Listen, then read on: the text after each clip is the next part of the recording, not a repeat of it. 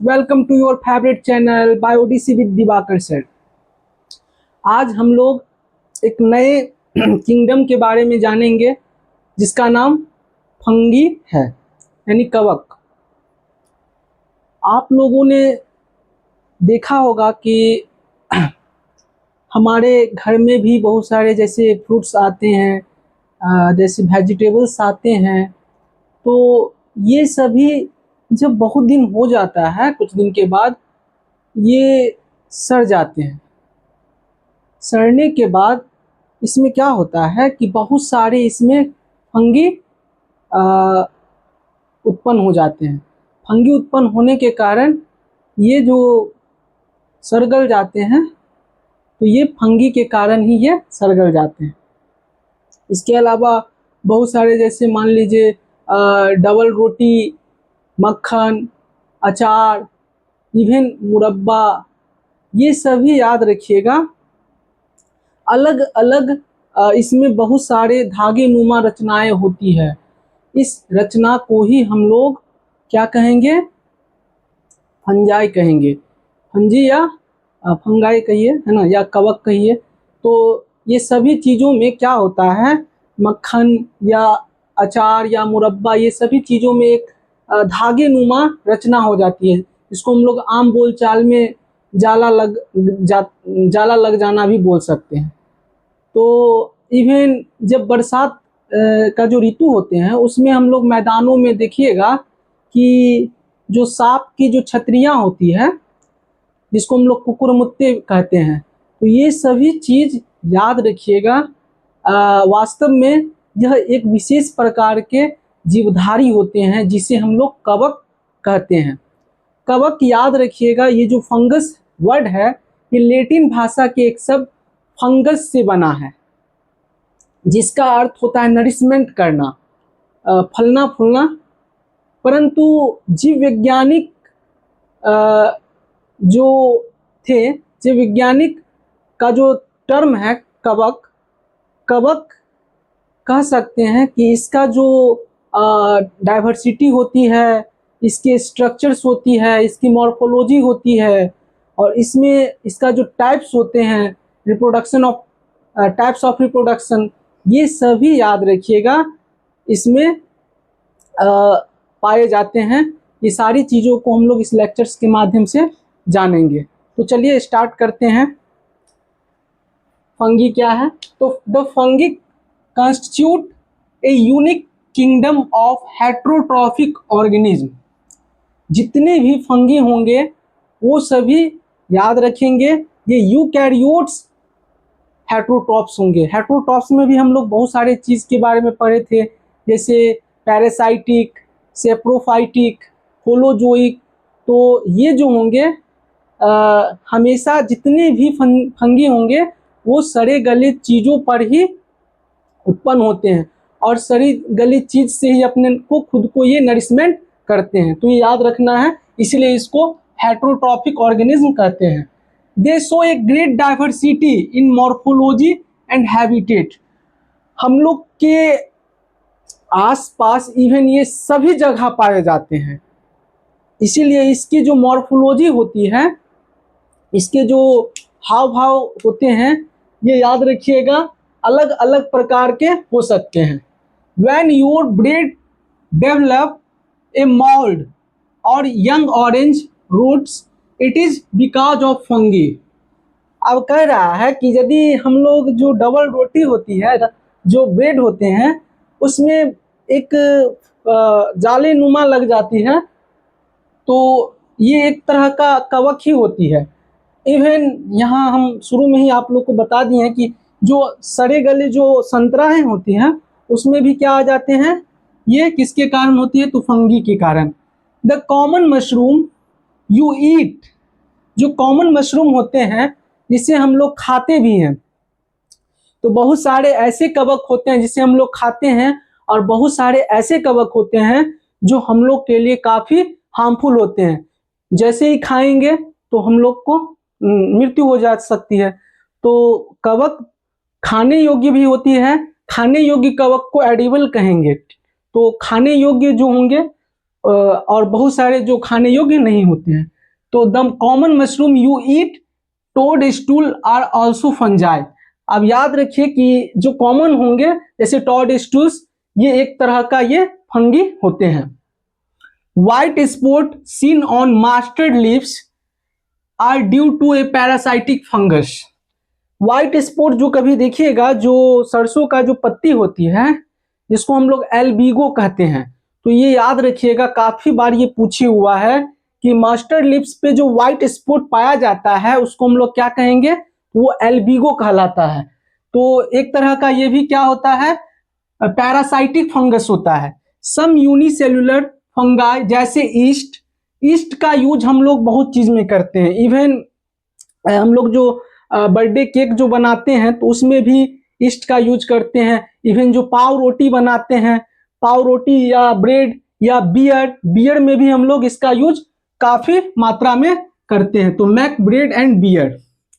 Other fungi cause disease in plants. बहुत सारे ऐसे फंगी होते हैं जो प्लांट्स को बहुत सारे रोगों से ग्रसित कर देते हैं और एनिमल्स को भी।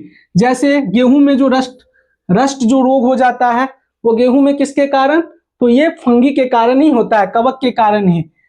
लाइक प्यूक्सिनिया जो होते हैं एक खास प्रकार का एग्जाम्पल होता है। तो याद रखिएगा, गेहूं में रस्ट रोग किसके कारण, फंगी के कारण यानी कवक के कारण। और प्यूक्सिनिया याद रखिएगा एक बेस्ट एग्जाम्पल हो जाता है किसका, फंगी का। तो some are the sources of antibiotics. कुछ याद रखिएगा, जो फंगी होते हैं वो मेडिसिन बनाने में भी सहायता या सहायक होते हैं। तो याद रखिएगा, जैसे पेनिसिलियम नाम का एक एंटीबायोटिक होता है। तो ये सब जो एंटीबायोटिक बनते हैं ये एक प्रकार के कवक से ही बनते हैं। Fungi are cosmopolitan and occur in air, water, soil and animals and plants. देखिए ये वर्ड बहुत इंपॉर्टेंट है। कॉस्मोपोलिटन मतलब हम लोग कह सकते हैं कि ये याद रखिएगा यूबिक्यूटस होते हैं।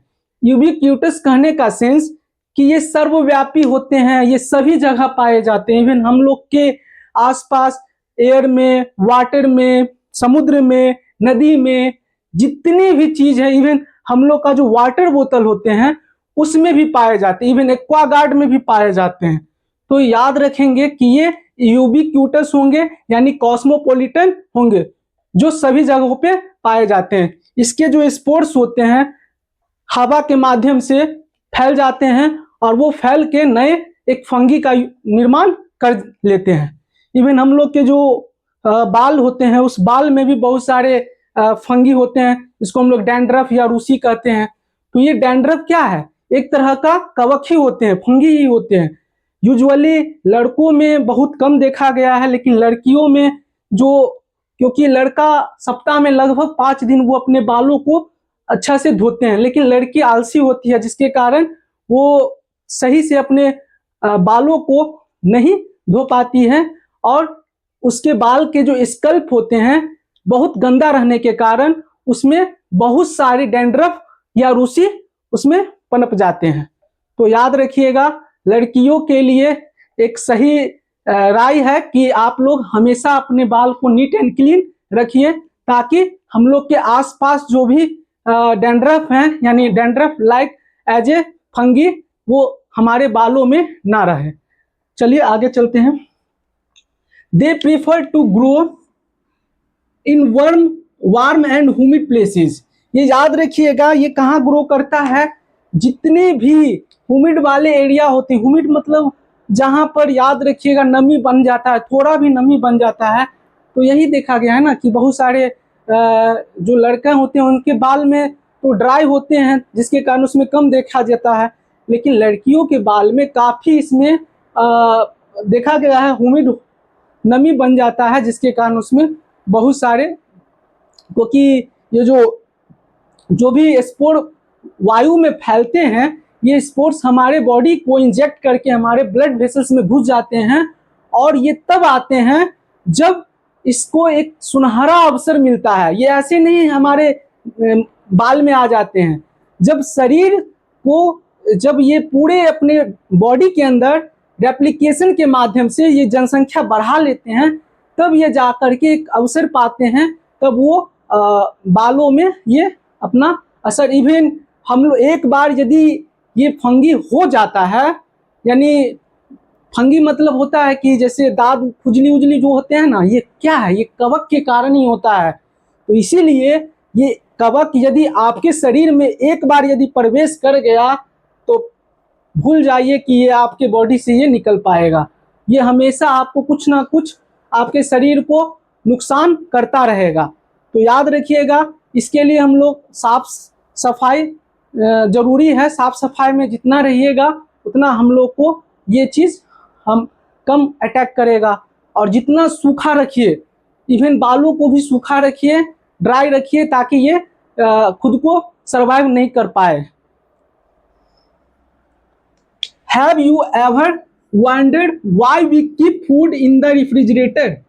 क्या आप लोग जानते हैं कि क्यों हम लोग अपने भोजन को फ्रीज में रखते हैं, क्यों रखते हैं?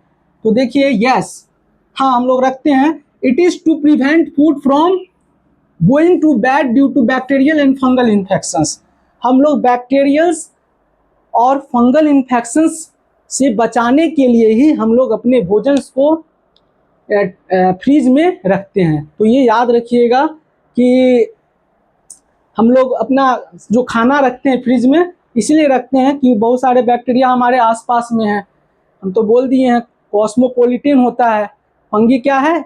As a cosmopolitan. कॉस्मोपॉलिटन का मतलब होता है यूबिक्यूटस। ये सभी जगहों में पाए जाते हैं। इवन अभी हम बोल रहे हैं तो हमारे इर्द गिर्द भी वो पाए जा रहे हैं, क्योंकि ये हवा के माध्यम से बताए हैं ना कि ये कहाँ कहाँ पाया जाता है, एयर में, वाटर में, सॉइल में, इवन एनिमल्स में और प्लांट्स में भी पाए जाते हैं। तो इसीलिए याद रखिएगा, हम लोग को कोशिश करना है कि नीट एंड क्लीन और ड्राई थोड़ा रहना चाहिए। पानी वाला जगह नहीं रहे। जैसे ही पानी वाला जगह रहेगा वहाँ ये चीज़ खुद को रेप्लिकेट करेगा ही करेगा। तो याद रखना है। With the exceptions of yeast which are unicellular fungi are filaments. याद रखिएगा, एक अपवाद है जो ईस्ट, ये यूनिसेल्युलर होते हैं और इसमें याद रखिएगा ये फिलामेंटस होते हैं, इसमें तंतु पाया जाता है। Their bodies consist of long, इसके बॉडी कैसा होगा? काफ़ी लंबा होगा, सिलेंडर थ्रेड लाइक स्ट्रक्चर्स होगा, जिसको हम लोग हाइफा कहते हैं। याद रखिएगा, हाइफा जो होता है, हाइफा इसके जो बॉडी होंगे लंबा होंगे, सिलेंडर धागे नुमा संरचना होंगे, जिसको हम लोग क्या कहेंगे? हाइफा। तो धागे नुमा संरचना को हम लोग हाइफा कहेंगे। और बहुत सारा जब हाइफा मिल जाता है तो एक माइसेलियम का निर्माण कर लेता है। तो ये माइसेलियम बहुत बार पूछे हुआ है कि माइसेलियम क्या है, व्हाट इज माइसेलियम? तो mycelium is the network of Haifa. बहुत सारे जब नेटवर्क का निर्माण हाइफे के द्वारा कर लिया जाता है, जिसे हम लोग माइसेलियम कहते हैं।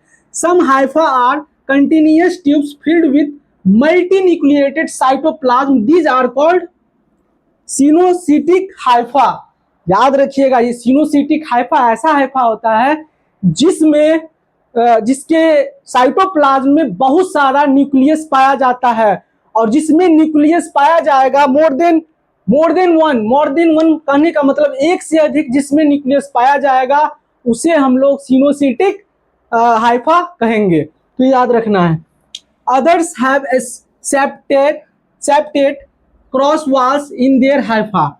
तो अदर्स हैव सेप्टेट, जिसमें सेप्टेट होगा, समझे ना, तो उसमें सेप्टेट उसे कहेंगे जिसमें बहुत सारे वॉल्स पाए जाएंगे, उसको सेप्टेट हाइफा कहेंगे। और जिसमें दीवार नहीं पाए जाएंगे उसे हम लोग एसेप्टेट हाइफा कहते हैं।